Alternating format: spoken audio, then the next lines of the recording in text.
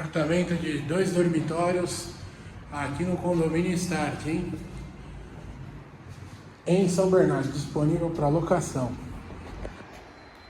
Veja só, apartamento bem bacana aí, 51 metros, já com planejados aí na cozinha.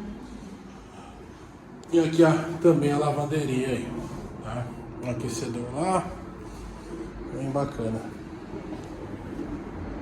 É uma sala bem generosa, né? Diga-se de passagem. Aqui é um dos quartos, tá? Vamos lá. Show de bola.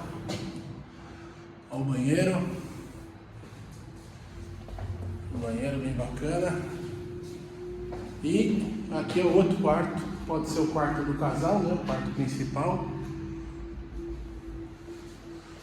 Então ele está disponível aí para locação esse apartamento aqui, hein? Condomínio completo, lazer completíssimo, né? Então é sauna, piscina, playground, quadra, mini quadra, churrasqueira, salão de festa infantil e assim por diante.